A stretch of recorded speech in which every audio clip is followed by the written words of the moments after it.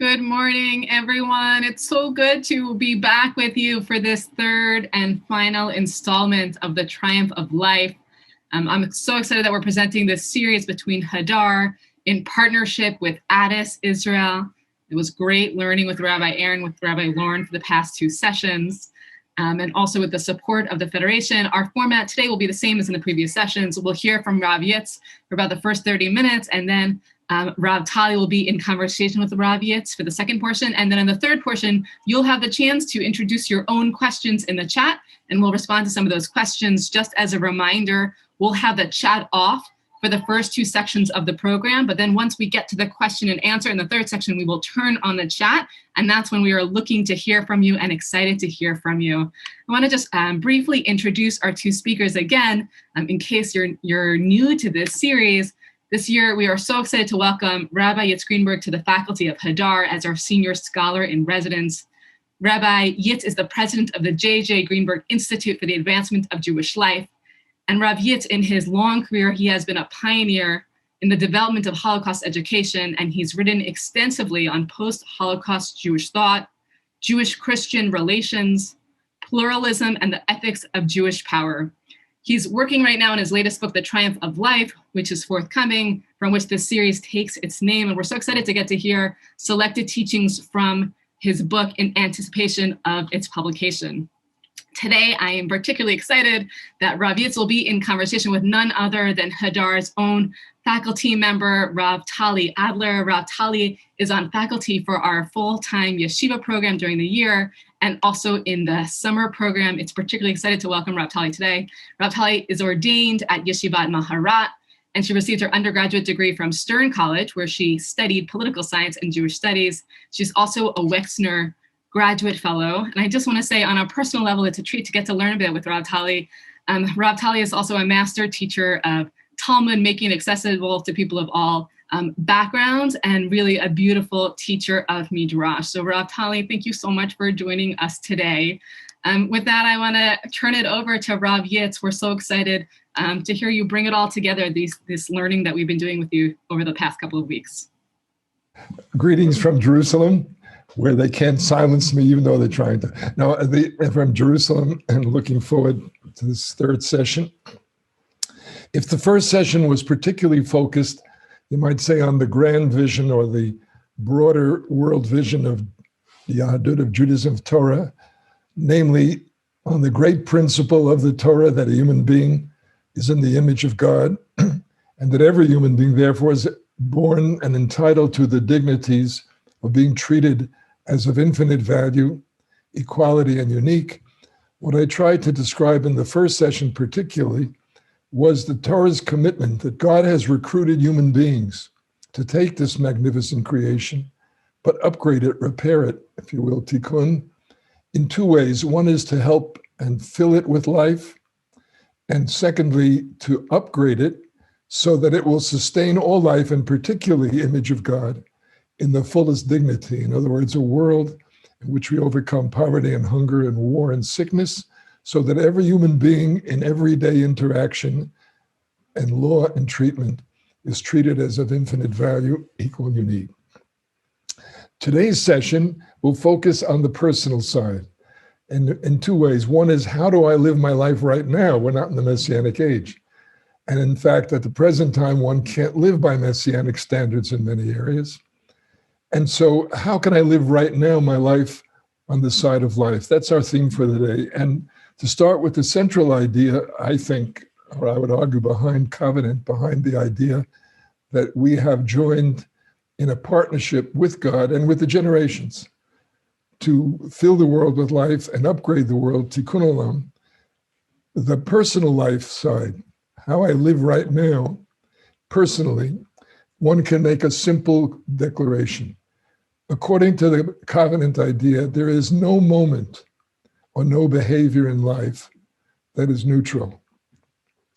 Every human behavior, every action, every moment of life, you have a moment of choice.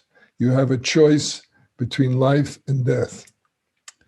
By your actions, by your words, by your responses, you can increase life or you can increase death and decay. That's the choice that you make if you're aware, if you're conscious. So in a sense, at every moment and in every behavior, you can upgrade the quality of life of your own and of others, or degrade or reduce the quality of life of others. So the covenant commitment, the central, you might say, commandment, is choose life. That is to say, at every moment and every action, if you'll think about it, not just act naturally or routinely or unthinkingly, but if you will think directly and consciously reshape your behavior, you will do so to maximize life, and I would say to minimize death. And the way I put it that way, maximize and minimize, is because rarely in life is any action pure life or pure death for that matter. It's usually a mix, but the choice of choosing life then becomes, and this is the covenantal response, do the best you can to maximize the life element, the quality upgrade element, and minimize death, decay, or degradation. Now, so let's take a look at daily life, literally go through it and see what we're talking about. I should add as a comment, a footnote here, I believe the halakha, the general vision of detailed commandments and detailed behaviors in Jewish tradition, I believe should not be seen as a legal system in which we look to precedents, we look to commandments and apply them. What the halakha is, I believe, is a kind of a guide, a statement of if you take this seriously, that you want to live every moment to maximize life and minimize degradation or death, then the halakha is giving you models. Here's a way of doing that very thing. Okay, so let's take a look at daily life. I guess if you're starting as a Jew, I start with eating. Okay, eating. Obviously, eating is a matter of life, very simply. If you don't eat, you will die. But in the moment of choosing what to eat, that's where it comes up to choose life or maximize choosing life or not. Let me take under this rubric kashrut for a moment. Kashrut is generally thought of as a ritual statement, but it's not. I would argue it's a guide to how do you maximize life or reverence for life in your eating. So I start with the Torah's ideal of kashrut. The original and the prominent foundation of kashrut is that you're supposed to be a vegetarian because no animal should die for me to live, at least in a perfect world. No living animal would be put to death so that I could live. So as a matter of fact, the Torah says openly, in the Garden of Eden, that is to say in the world in its ideal form, before the reality that we're living in, and in the future Messianic world, everybody will be vegetarian. In fact, according to the prophets in the Messianic age, not only humans, but even animals. So, you know the famous line, the wolf will lie down with the lamb, and the lion, like the cattle, will eat hay, will eat straw. In other words, a universal vegetarianism that respects life, in which all organisms do not live at the expense of killing others. Now, but that's the ideal. The whole point of covenant is reality. How do you live this ideal in the real world? And in the real world, under the covenant, eating meat is permitted. For one, because humans need protein, and for two, because humans are hunters, and this has been a fundamental aspect of their capacity to feed and to stay alive and for evolutionary development. So meat is permitted, temporarily at least until the Messiah comes. But how do you keep the ideal? The Torah does not surrender the ideal. In fact, covenantal living is about moving from the present reality toward the ideal. So how does the Torah do that? The answer is, number one, all vegetables, all fruits, all minerals, all plants are kosher. We want to encourage you to eat them. But if you do want to eat meat or animal life, then we permit it only with restrictions. The restrictions are a statement of the value and preciousness of life, which means that you should not be eating it casually, and we should keep it as restricted as possible. Now, the universal restriction, I say universal because it applies, according to the Torah, not just to Jews, but to all human beings, is not to eat the blood. Not to eat the blood. All humans, not just Jews, are commanded not to eat blood because Blood is the carrier of life. The animal dies, and the human dies if they lose their blood. And not eating the blood is an acknowledgement or a signal that it's wrong. I'm eating this, I'm allowed to. Tradition would call it b'diavad because there's no alternative, but it's not the ideal. And humans should acknowledge that they do not own the life of the others that they're taking, and it should not be taken. Hence, I don't eat the blood. This is a side comment, and I will not go into it.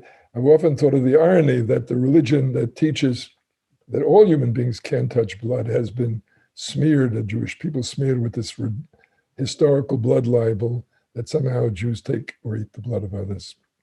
Anyway, Kashrut goes on to say, you uphold the vegetarian ideal not just by not eating blood, but the more developed the life you want to eat, the more restrictions you should accept.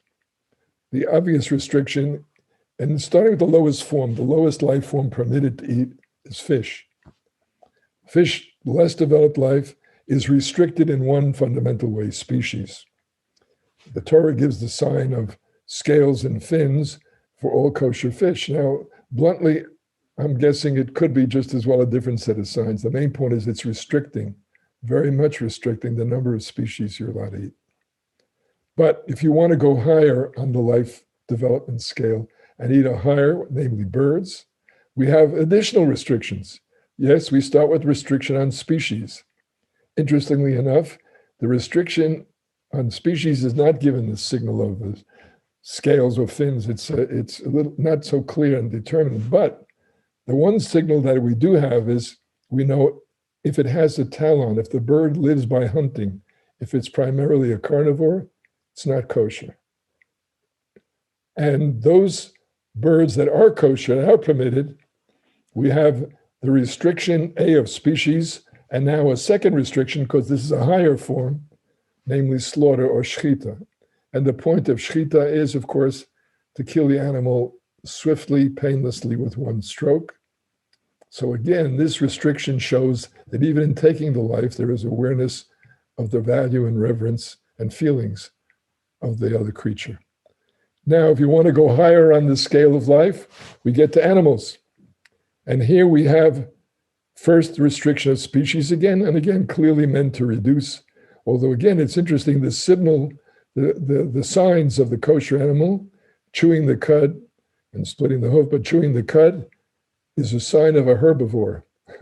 In other words, again, animals that are kosher are not hunters. They don't live by hunting. You are what you eat, I guess, is what the Torah is saying, and we don't want you to be living off killing and eating the meat of others. So species is restricted. Again, slaughter, shchita is required, so it's swift, painless. And thirdly, preparation, because this is the highest form, we had an additional prohibition. What's that prohibition? It's meat and milk not coming together, which again is very clearly a signal, because milk, mother's milk particularly, is the source of life. Meat is the symbol and the example of something killed, a dead animal. Never the two shall meet, because life against death, you really should have chosen. Life, you chose to mix in with death, but at least keep them separate. So again, if you're thinking through the logic that in your food and in your choice of food you have to show reverence for life, let's follow through the logic of this halakha, which, as I say, is not merely inherited or a legal system. It projects my choice of life right now at this moment. Keep going. What does it mean to choose life in your eating? Not just choosing kosher food. How about, will you choose to eat healthy versus something full of fat, sugar, and ingredients that in fact are going to fill your heart with cholesterol and your system with sugar that will bring, God forbid, on diabetes and so on and so forth. So that's a choice you make at this next moment, that you make a choice. And then not stopping. Look at the species, even if it's a kosher species. Is it overfished? Is it endangered? In which case, again, you're choosing life by not eating such a fish or such an animal. And how about you're about to eat meat? Stop again and ask yourself, Are we going to continue to eat cattle, for example, animal beef, which is very, very hard on the environment? Cows are a major source of methane and global warming and so on and so forth. Or are you going to choose to eat what you do eat in this area that has more respect for environment and less negative impact on making life possible? And then again, look again at the food you're about to eat. How was it brought into existence? How was it brought to you? Is this industrial farming? And with the monoculture, which is breaking, is it brought from far away, causing transportation and carbon and other things? Or is this something that, in fact, is free range, less pain, not the industrial farming of animals that abuses them and cramps them?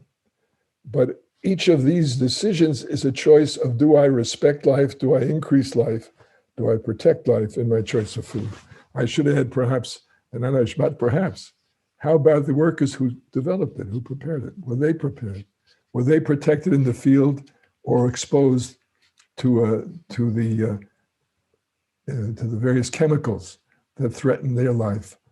And how about in the third world, fair trade, chocolate? Would you stop to see to make sure that your choice of food did not in fact degrade the life of somebody else, or rather upheld it and protected it? And by the way, I've spoken about food. I could have gone through the same routine about clothes and textiles.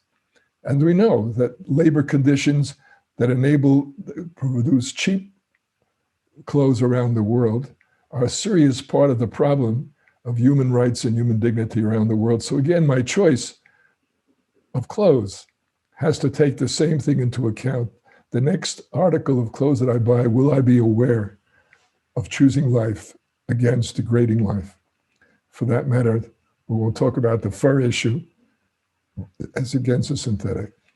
Now again, after I finish eating, I have to go to work. I'm going through a typical day, if you will, for a moment. Now looking back, let me stop before I go to work and say, I personally pray before I eat in the morning.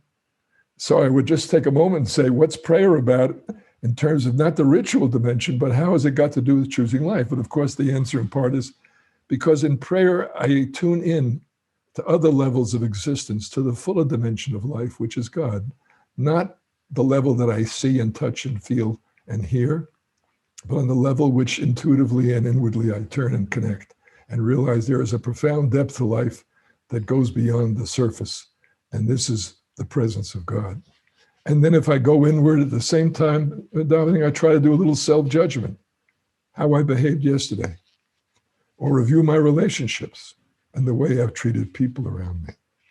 And then again, when I put on tefillin personally again, when I put on the hand, I try to do, what did I do yesterday with my hands? Or even more important, what will I do today with my hands? And can I consciously divert this work for life as against degrading or death? And how about when I put on the head? Again, I try to say, what will I do today? What am I thinking and planning today? Can I turn that toward God, that is to say, toward life? Okay, now I'm ready to go to work. So what do I do next? Well, of course, here's your choice again, which side you're on.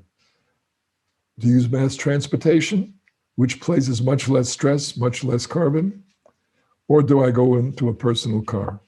And in the rush hour, everybody's in one person per car and jamming and wasting the lives of people in the rush hour. Okay, but I get into the car, what do I do next? Well, first of all, buckle up, because that saves lives, and that's commitment. That's driving without putting your seatbelt is the equivalent of eating treif or consciously violating the Torah's fundamental commandment to protect your life. And then how do you drive? Recklessly, in a rush to cut somebody off? Or do you drive under the influence?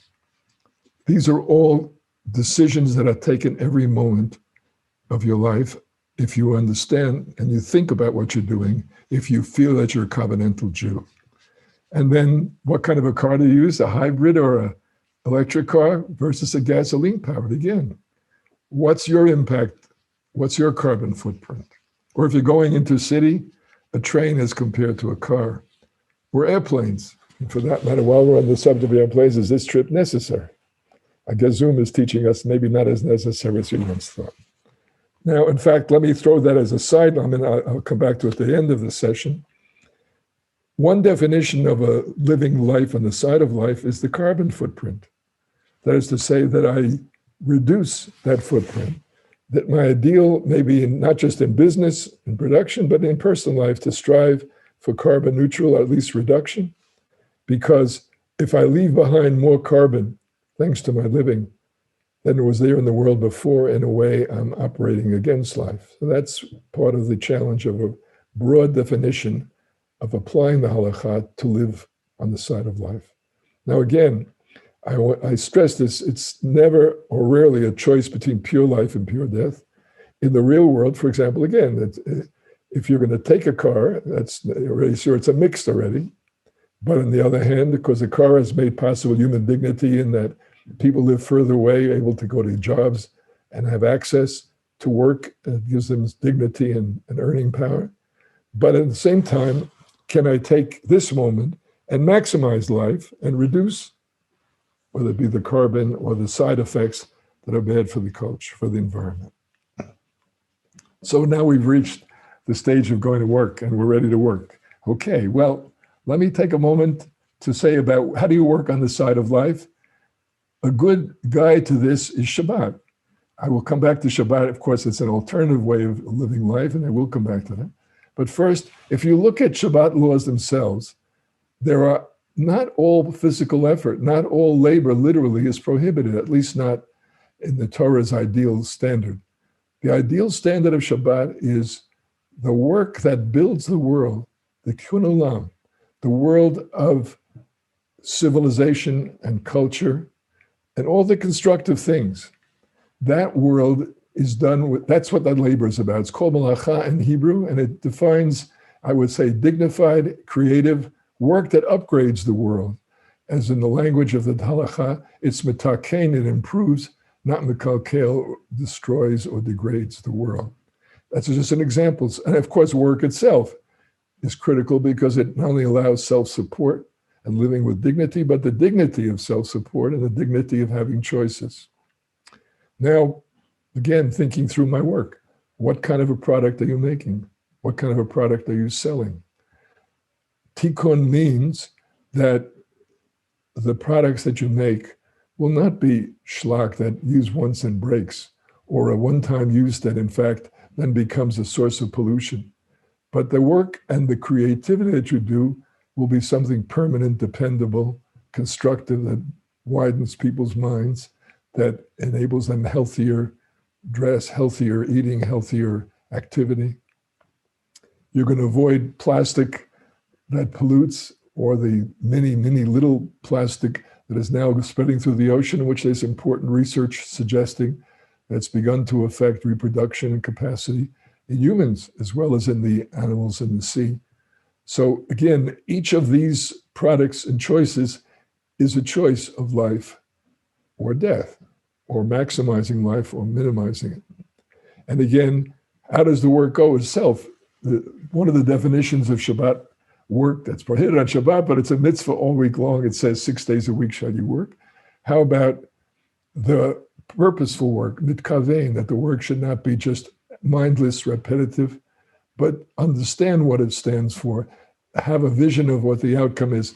I'm thinking now of the major upgrade of car production in the 60s and 70s. They discovered that instead of working on a simple assembly line, they created, so each one did one little action, but they didn't care about the whole car.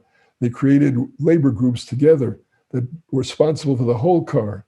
And so they knew what they were doing. They had a sense that their work was dignified and accomplishing something. And as a result, they were extra careful to make sure that the installation of the brakes, the installation of the window, the installation of the air conditioning, each was done accurately and without error. And this is how the Japanese industry, overnight really, or in a decade, upgraded the quality of the cars, and it actually broke through and became maybe a world power in this area. So that the work that gives purpose and dignity to the laborer comes out much more likely and closer to tikkun olam. And how about the professional side, the doctor? As here, it's much more obvious that I'm choosing life in the sense of treating people who are sick, preventing them from getting sicker or helping them heal. Or how about, but again, even there, do I pay attention? Do I pick up the uniqueness of each individual? Do I work with their system rather than overwhelm it with outside treatment or antibiotics? This is all an expression of being sensitive to and developing life. Or the lawyer, do I make sure that my work is honest, on the side of justice, that it helps the equality and the dignity of all those that I'm working for? In short, again, one could go on through all the reasons: fair pay, equal pay, working conditions, cultural respect. These are all not just economic issues.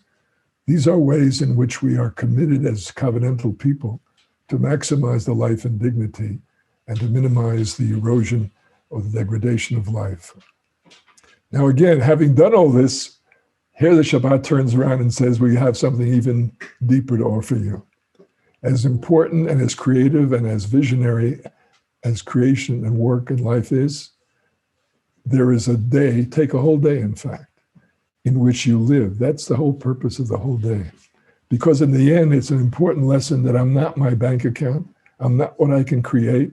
I'm not what I can make or I can do to the external world. I am a life, a person of infinite value and dignity. And so this is a day to do just that, to live with no pressure and no outside distractions.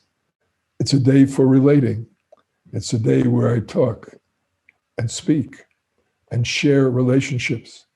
It's a day where it's a mitzvah to make love, because this is the environment in which total awareness of the other person and total access is possible. It's a day, in short, in which, yes, we eat good meals leisurely, in which we spend them with family, in which we sing songs, in which we share thoughts of Torah. This is all a way of maximizing the quality and the significance of my life. Now, again, one could go on and on. What's the next act that you're going to do when you come home?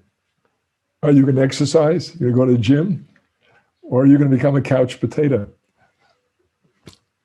Couch potato, it's more fun maybe, but you have chosen death, as against exercise, which has been shown extends life, not to mention the quality of the life.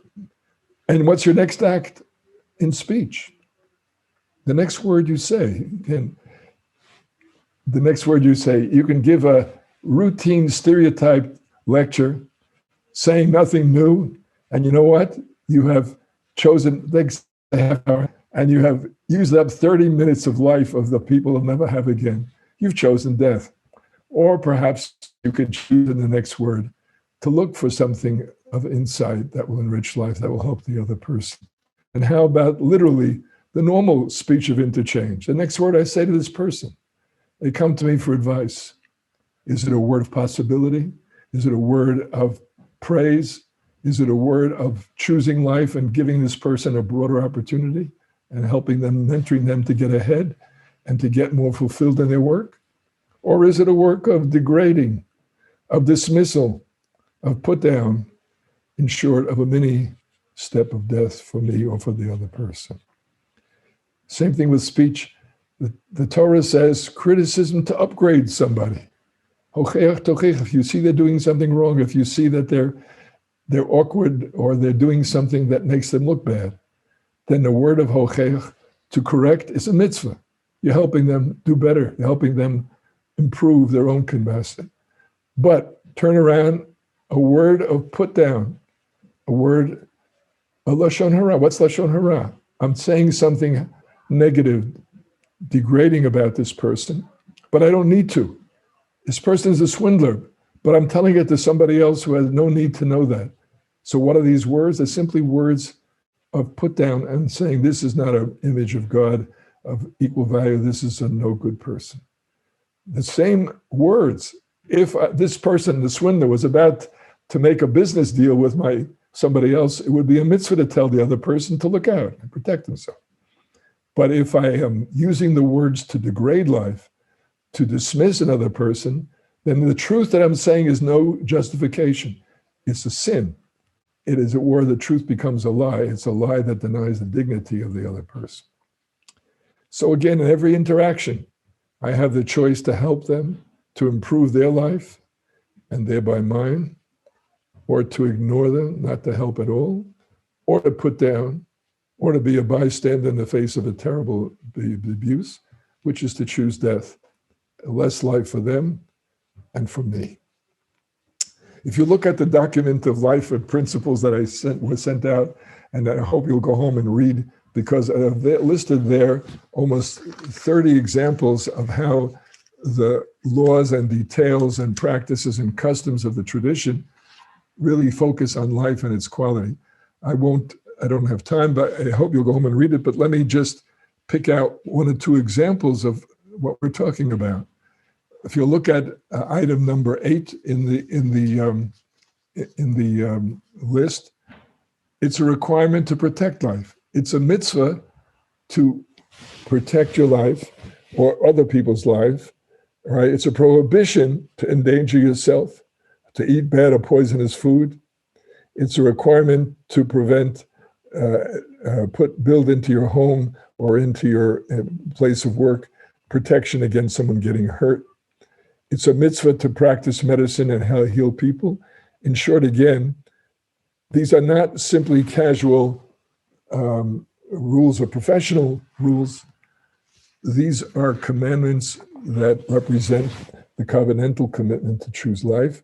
And of course, avoiding alcohol leads to drinking and bad behavior and health condition or drugs is another example of how one is commanded to protect life in everything we do. If you take a look at number 13, to honor the parents, honor your parents.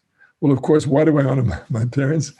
The answer is, if it's a teenager, it may be tough, but the answer is because they're the source of my life. That is to say, they have given me the greatest gift. And it's interesting, Jewish tradition says that if a person gives birth to you and then gives you up for adoption, for whatever the reason, you still owe them honor as a parent because they have given you the ultimate gift of life. You also owe the adopting parent the honor and the respect too, because they have given you the quality of life. They have taken you and shaped you and raised you to what you have become. So again, these are all reflections of the challenge of every moment and every day. I'll finish with another example, number 24, which of course is the process of upgrading women. Again, it's not just feminism. One could apply it to racism. It's not just sexism that violates the equality of human beings. It's racism. It's anti-Semitism.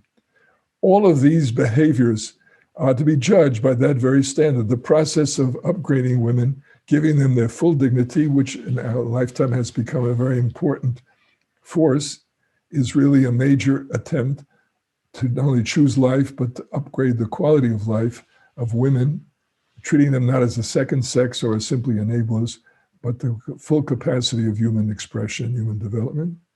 And of course, it's a commitment to improve the quality of life for discriminated against groups. And I would argue it's to improve the quality of life of the rest of the people also. I'll finish therefore with a quote from Maimonides, which to me captures the main theme I've tried to say throughout this presentation. Maimonides' comment, when Moses is summarizing the Torah at the very end of his life, Deuteronomy 29:15, and again 18, the verse 18, Maimonides quotes Moses in the Torah. Rei nasati lefanecha hayom, I have put before you today et hachayim ve'et hatov, et hamovet ve'et hara. Moshe says, you know what this whole Torah is about? I've put before you, on the one hand, chayim and tov, life and good, and on the other hand, et hamovet ve'et hara, death and evil. 3 verses later, he says, this on the two sides, there's the side of bracha, blessing, which is the side of life and good, and klala, curse, on the side of death and evil. What's the call of the Torah? Uvacharta b'chaim, you shall choose life. Says Rambam, notice how Moses had put this out before us. On the one hand, it's Chaim and Tov, life and good are together. Mavet and Ra, death and evil are together. They are in apposition with each other. They are synonyms of each other. To put it another way, says Rambam, every act of good, every mitzvah, in some way is a choice of life or quality of life. You may have to check it out to work it out, but that's what it's about. Every act of evil, every prohibited act contains within it some choice of death. And hence, the Torah summarizes, and this is the vision. The point is just to finish with that point, that Isaiah's vision is that in the world to come, in the Messianic age, they will do no evil or acts of destruction. And then the whole world will know not only God's presence, but of the triumph of life, which is the Jewish vision. Thank you. Thank you so much, Rabbi Yitz. And I'll say especially thank you for choosing life today. You spoke about the way that giving a lecture that really introduces something new, something that can change people's lives is life affirming. And I know for me, you did that this morning, and I'm really grateful. I want to jump in with, you spoke about balancing between life as an ultimate value while also affirming quality of life. That's a very important and nuanced part of your worldview. And one thing that I've been thinking about is that, unfortunately, across the world, that concept of quality of life is sometimes used to harm people with disabilities. For example, to deny them medical care because doctors sometimes see their lives as having less quality than those without disabilities, or in particularly horrifying stories that appear in the news every so often to allow teenagers with disabilities to choose assisted suicide. Can you talk a little bit about what an ethic that values quality of life, but also affirms the value of dignity of disabled people looks like, and what Jewish language might have to add to that conversation particularly? Thank you for raising the issue, a very, very important issue. And it's interesting too. I'm certainly glad you said it. There's another implied issue right behind it, and I want to say it openly. Even words that are intended for life, even words of Torah that are positive, can be applied in ways that are anti-life. Or, that Talmud has a priceless passage. My father used to quote it to me very regularly. He said, Zocha, if you use the Torah properly, it's a samchaim, it's a medicine of cure and life. Lo Zocha, use it improperly, it can be a medicine of poison, it can be poison of death. I mean, people in the name of God, in the name of jihad, have killed innocent people. And the Torah too, I mean, there are people in the name of the Torah who persecute or discriminate against others on the grounds, that they're against the Torah, whatever. So my point is, so it's a very important warning and tacit in your question.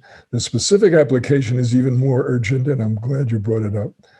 I put it very simply, the fundamental dignity of every human being, whether they are handicapped or not, the image of God, they are an image of God, and therefore they are infinitely valuable. And the notion that I save them or don't save them because they're handicapped is a breach, a violation of the fundamental norm of Jewish tradition and of the Torah's own vision of what a human being is like. Now, again, I'm not saying that triage or sometimes doctors have to make choices. Who is more likely to survive? Who is more likely to live? These are tragic choices because we live in a world of finite capacity and resources, and yet people are entitled to infinite value.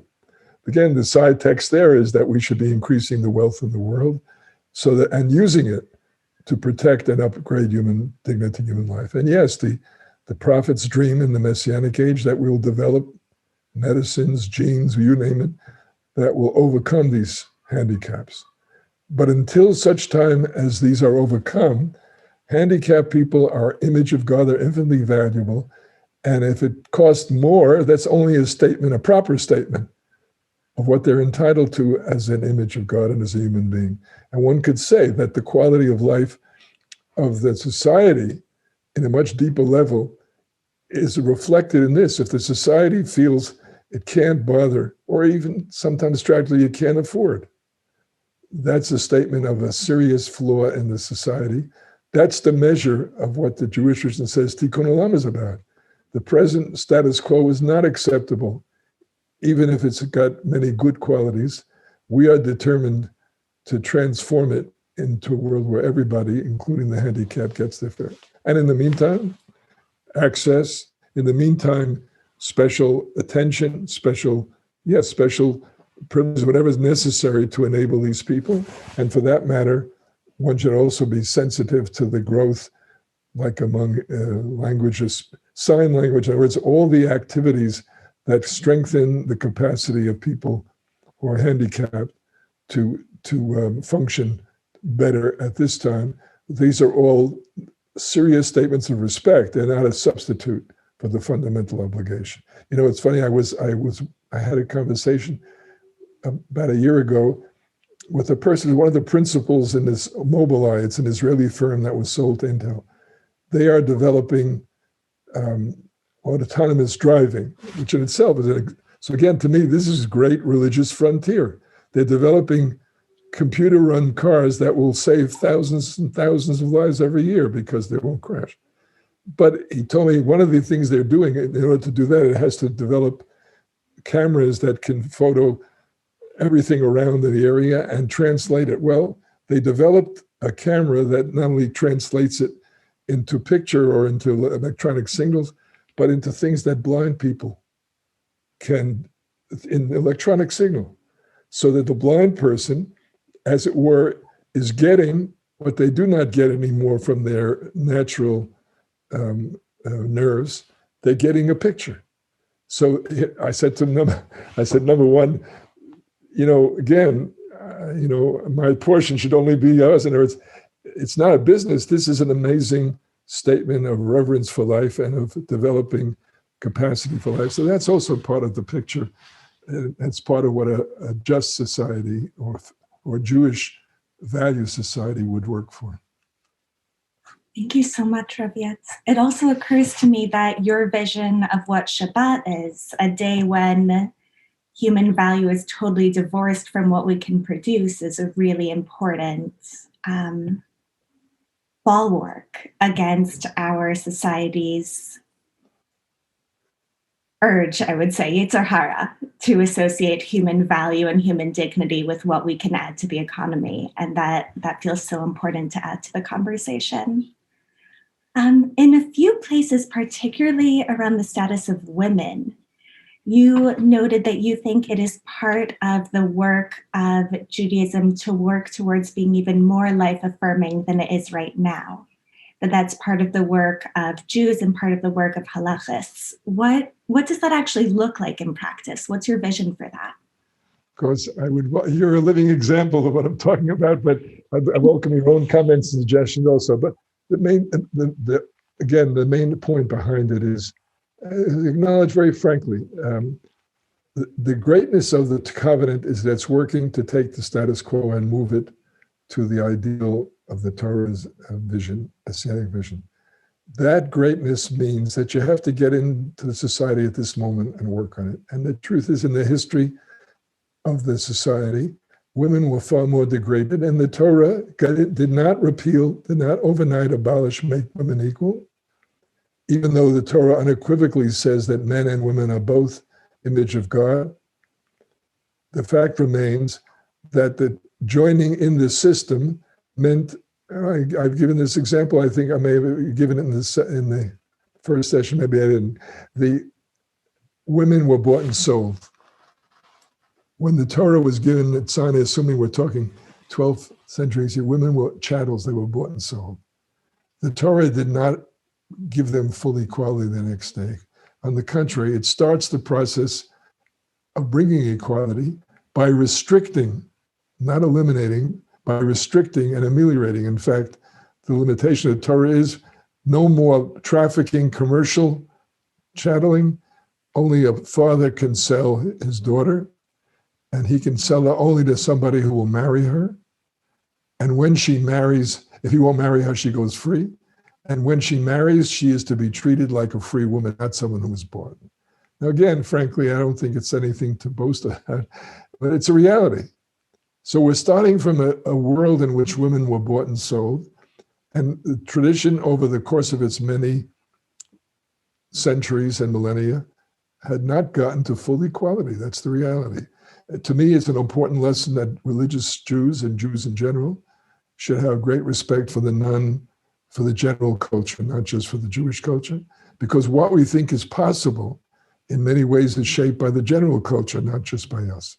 So thank God we're lucky living in an age when the general society made major breakthroughs with this idea of full equality and dignity, not just of women, which is this is a classic example, but of people of color. One could go on, gay, homosexuals, groups, whole groups that were treated as deviant, as inferior, as menacing, as demons. In our tradition, in our time, they have come forward and the culture has come forward to demand full dignity, full equality. Now, the sad truth is that out of loyalty to tradition and loyalty to the religion, there are serious opposition. I'm an Orthodox Jew, and in this community, it's the particularly most difficult thing we're dealing with. I was lucky enough to be married to Blue Greenberg, and she helped me see and helped the society, traditional society, see that women are not only fully capable, that many of the Torah's protections were meant to be for women and have not been properly applied and developed so that they can move to the next level. So benevolent patriarchy is not as good and not as satisfactory and not as effective in achieving the image of God of women. And of course, women's learning has led to women's rabbinate and women's teaching. I mean, as I said, you're a living example. I mean that quite literally. We have amazing flowering of additional minds, additional insights, additional learning and talent, which has upgraded the human and the life quality of learning. So it's a major job still ahead of us. Again, it's never simple, even in the more progressive circles. There are all kinds of complications. The Me Too movement in the last few years has made us all much more aware in every area of life, even where they claim to be equal. There are serious potential issues. So this is a major job to be done. Now I get from that to, as I said, people of color. And again, it's very challenging right now. On the one hand, it's clearly unacceptable mistreatment, Black Lives Matter, the police brutality, killing of unjustified killing of blacks is a serious problem. And on the other hand, how do you solve it without, and I think we have to make a major effort, how do you solve that? And there are, without, for example, I think there are groups that have developed that are arguing that you have to be anti-racist. That means that you have to not only that if you're white, you're automatically privileged. If you're white, you're automatically guilty of participating in this crime. I think those are mistaken judgments. But again, we have to deal with these things. We have to deal with the challenge of raising people's dignity without undermining other people's dignity, or without creating a system where abuse in the name of the dispossessed becomes a new form of abuse instead of abuse in the name of the privilege. So I could go on and on. I mean, I think in homosexuality too, I think what we've discovered, we should be grateful to our culture and to our medicine. We've discovered that, in fact, this is not some perverse choice. This reflects a genuine hormonal genetic factor. It's a natural form. It's just a minority form. Well, then it seems to me that when we have the challenge now as Jews and as a people to apply the standards, what is authentic, respectful sexuality? What is committed love that expresses itself both in sexuality and family and children? We have to develop those standards and apply them and help gay people apply them. So they're judged not by discrimination and not by stereotypes, but they're judged and helped to judge their own quality of life and of commitment. I find it paradoxical. The opposition to same-sex marriage, which is fierce. I've always said, it seems to me what same-sex marriage is really about is gay people repudiating one of the, I think, mistaken reactions to the past persecution, which is to say, well, we're promiscuous, and that's what gay sex is all about. I think that was a serious misjudgment.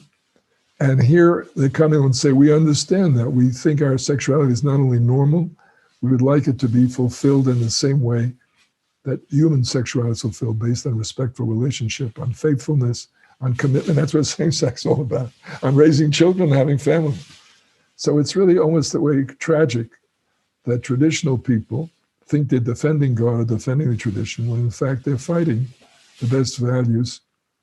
I want to put in a plug for Hadar, which in terms of, as an institution committed to egalitarianism and to developing the full capacity of women as leaders and as teachers and as rabbis and as creators of community. So I think it's a pace setter. Hopefully many more will learn from it, including in the most traditional sectors.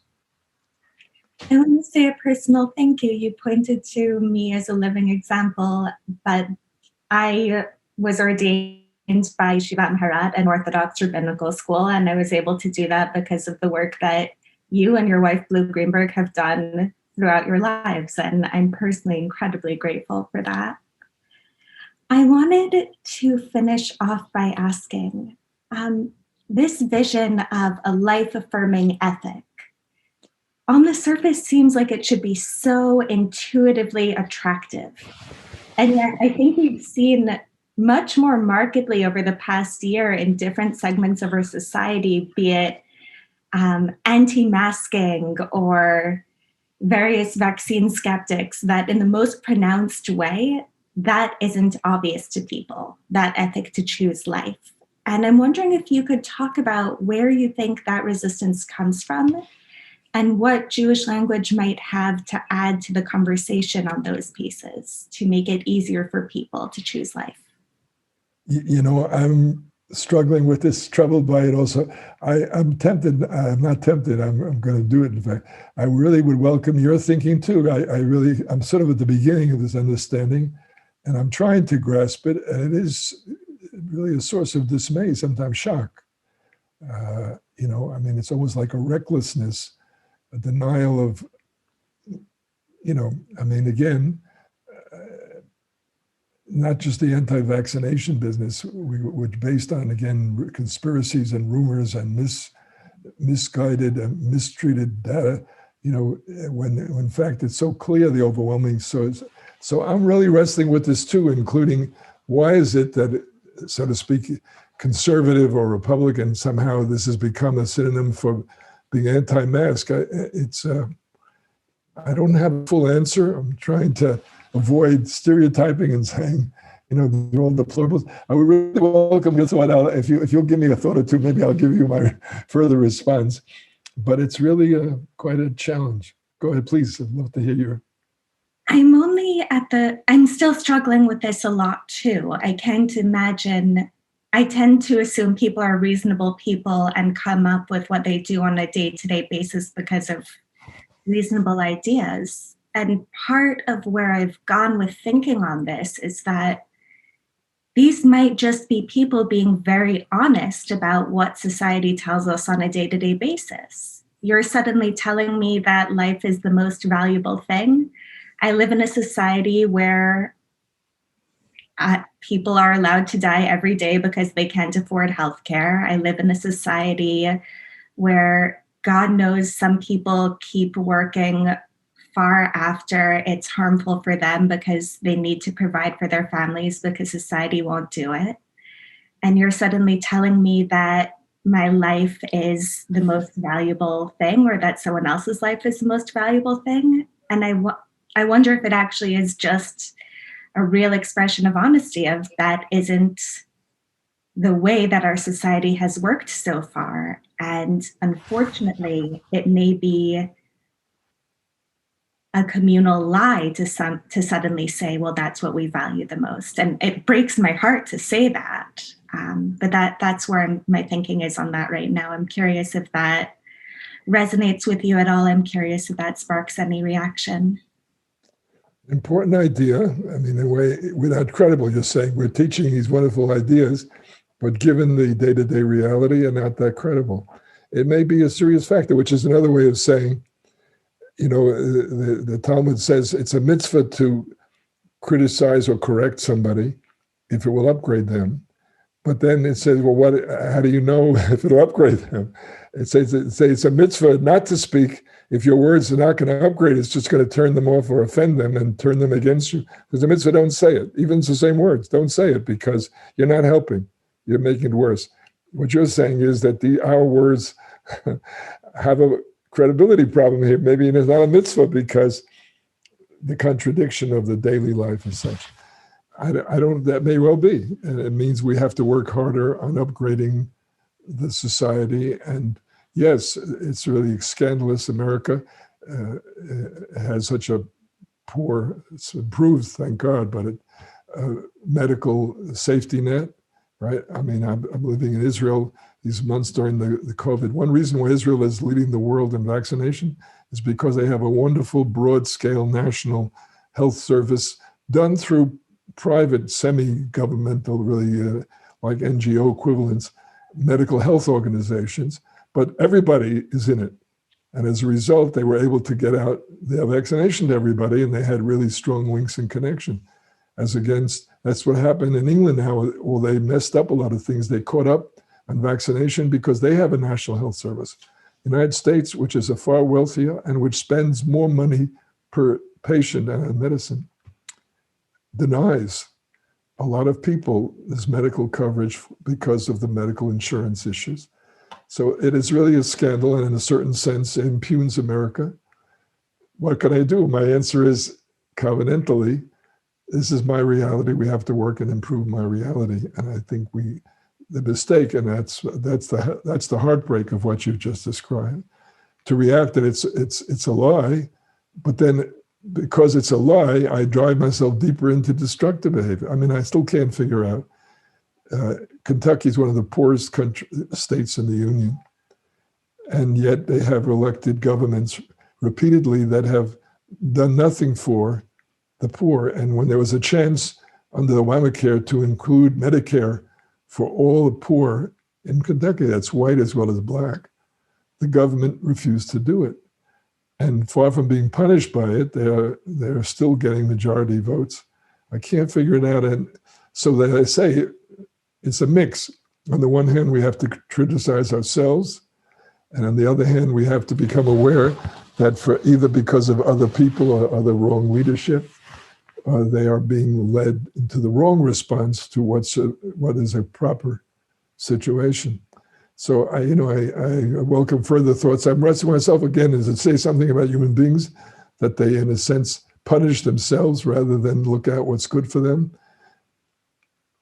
I still believe strongly in democracy and that people should have the choice. And in a certain sense, I understand the argument why people say, I don't want to wear a mask, I want to vaccine, except the obvious point that in this case, you're not just hurting yourself, you're harming other people. And that's where the freedom of action has to be restricted for the greater good.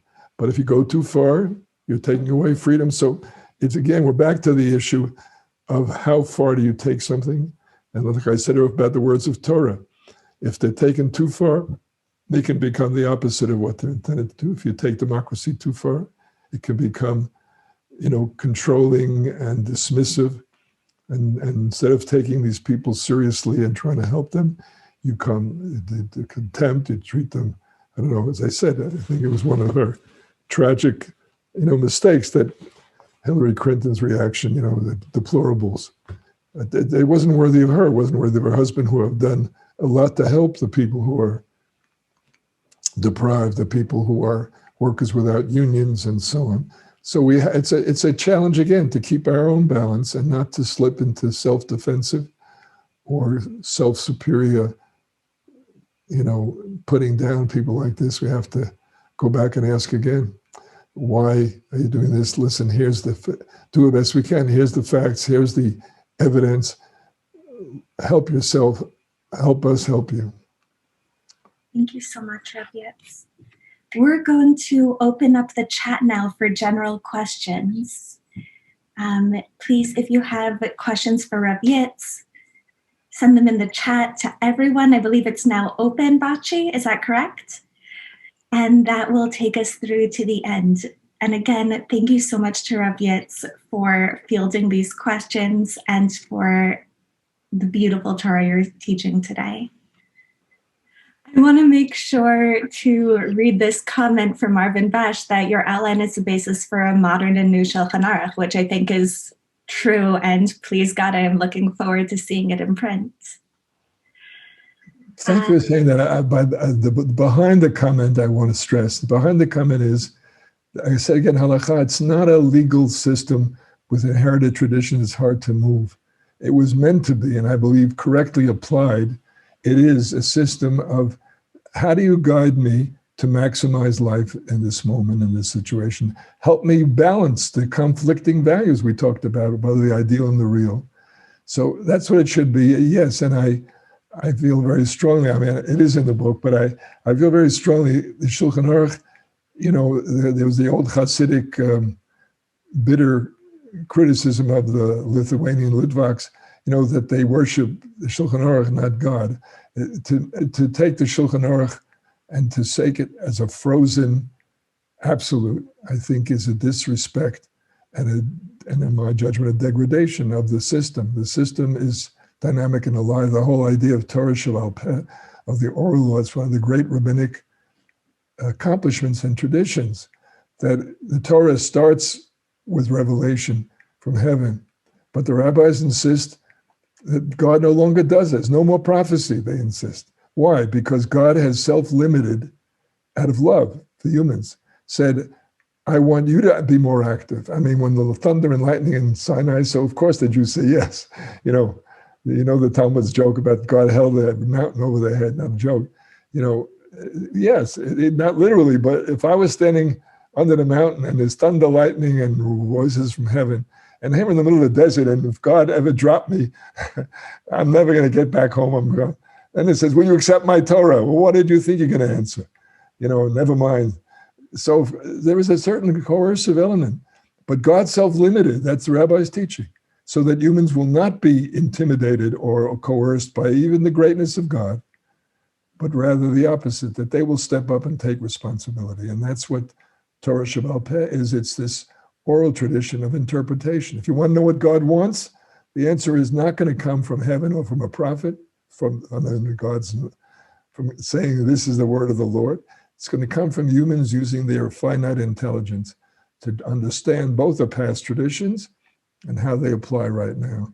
So that's a job that we have to do, and in fact, more than ever before. And yes, I think the vitality and the life of the future will depend on our ability to apply it, and apply it both ways. The idea of choosing life, both to going forward and frankly correcting what is not choice of life. Maybe it was once, but it's not anymore. I mean, it was an act of dignity for women, act of dignity to require a written get. My wife has done a lot of work on this, but that required a written get, which is a protection against oral divorce and against casual divorce, then has given men an opportunity to say, well, I don't write the get, I'll extort you by not writing the get.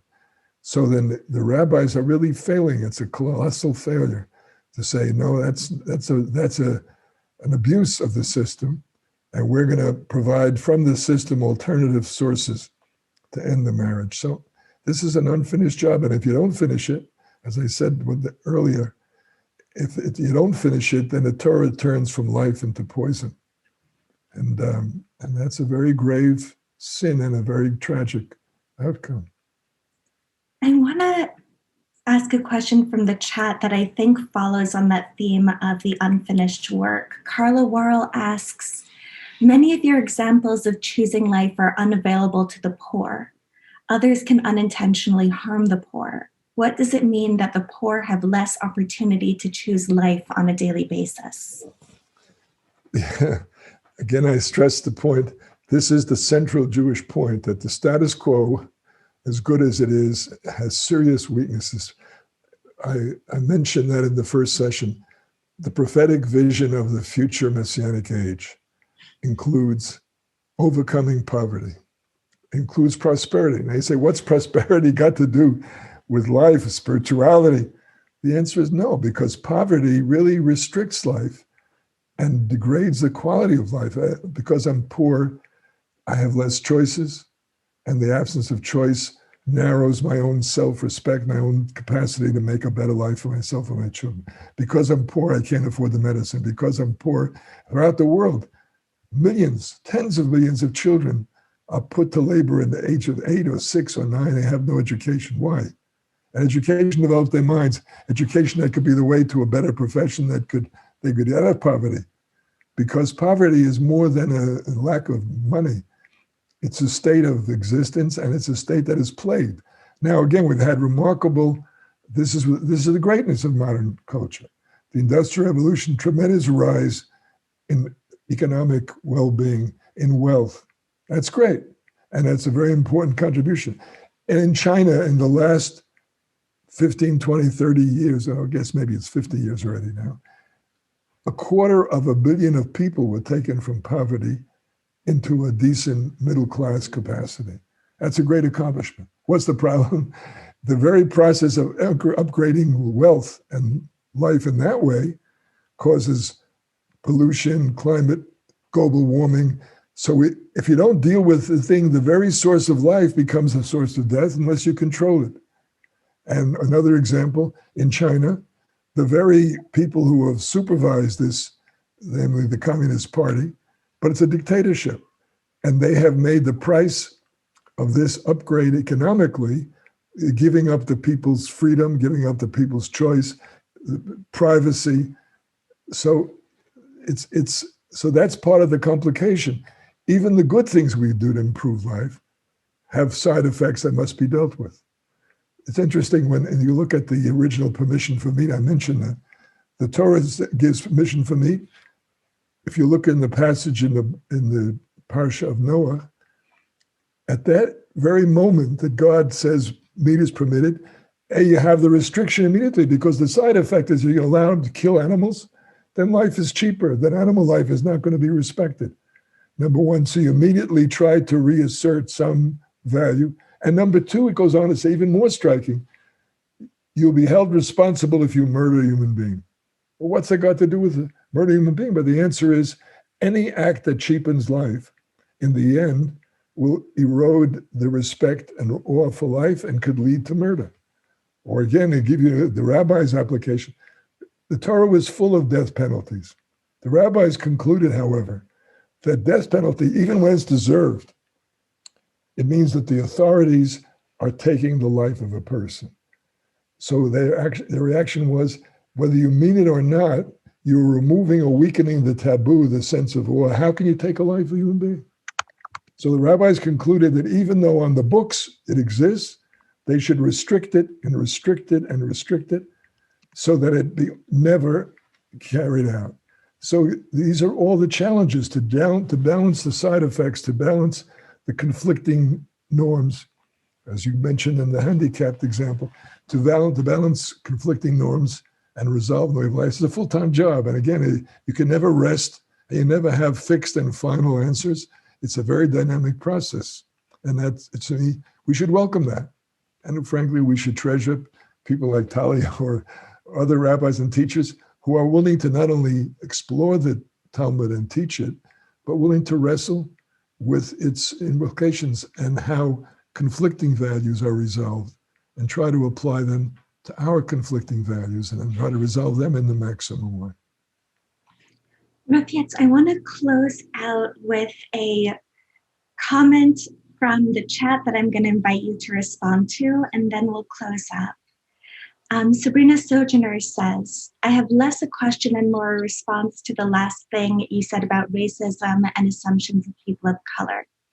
I'm leaving aside the issue of privilege and want to focus on guilt. Rabbi Heschel said, some are guilty and all are responsible. I believe it's important to lovingly challenge people's assumptions so that we can own the responsibility we have to choose life and encourage others to do the same. And Sabrina closes out with, I deeply appreciate your teachings these last 3 weeks. And I'm wondering just if you have a response or something you'd like to share.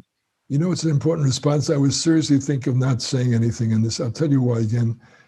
There is a vast, it's a history here. There's decades and centuries of mistreatment. There's a vast gap and gulf that has been created. The fact that Blacks were discriminated against, the fact that they're poor, it has a further consequence, just the elementary thing that a parent doesn't have the resources to stake the child to a better education or to a better opening, a better home, or a better opening of a business.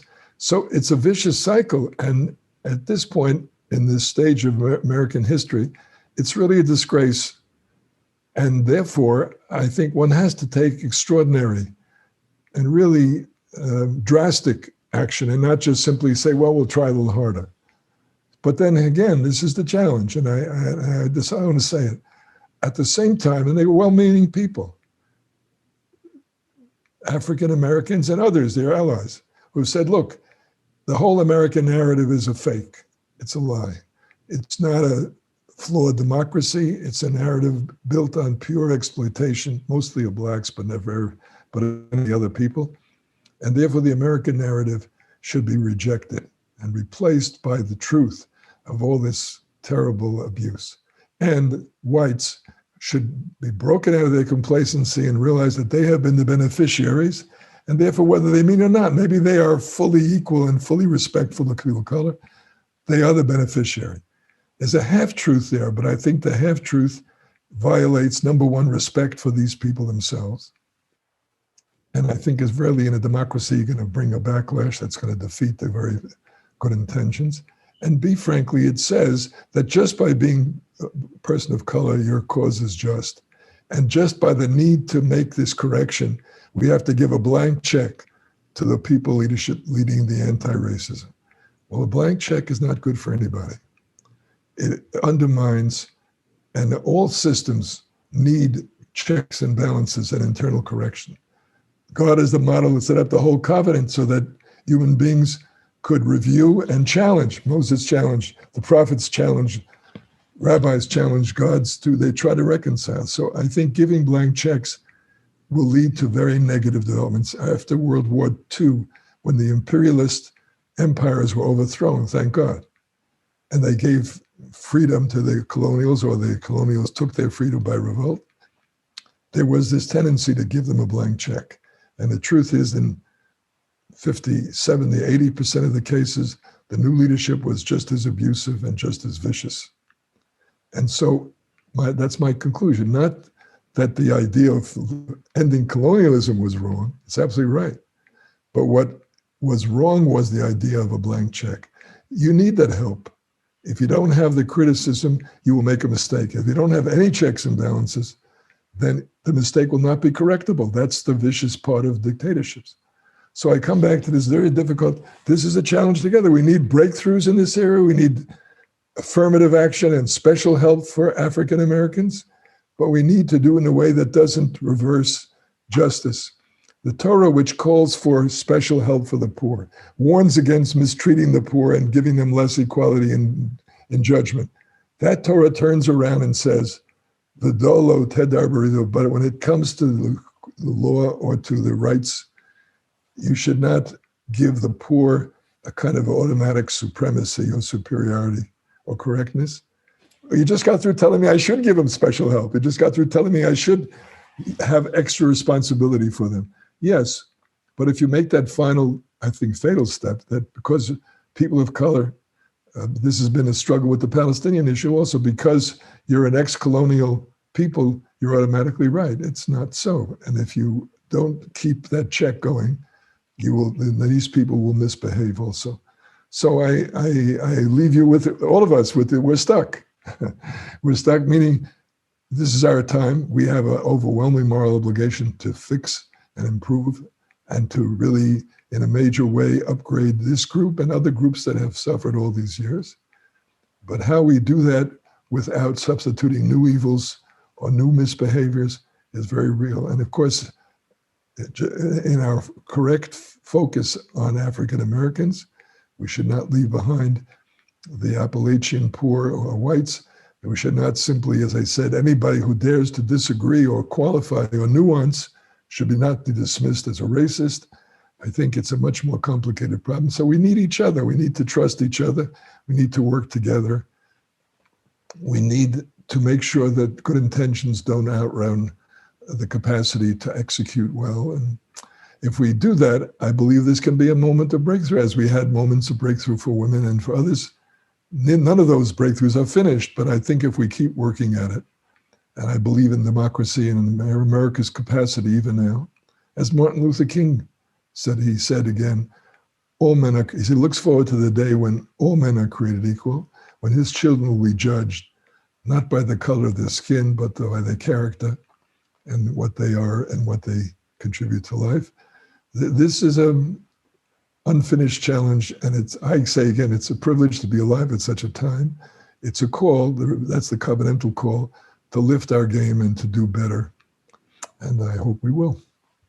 Praise God. I want to thank Rav Yitz so much for being with us for these 3 sessions from Jerusalem and sharing his thoughts. I know that this is a work in process, and really this is a life's work for us of what does it mean to choose life at every moment, and really for the work of taking us through every moment of the day of how we might think about this and in a really tangible way apply this to our lives. So thank you, Rav Yitz, so much. I want to thank Rav Tali for being with us today to facilitate this conversation and for bringing your Torah and your insight and sensitivity. It was so great to be able to have the two of you be in conversation.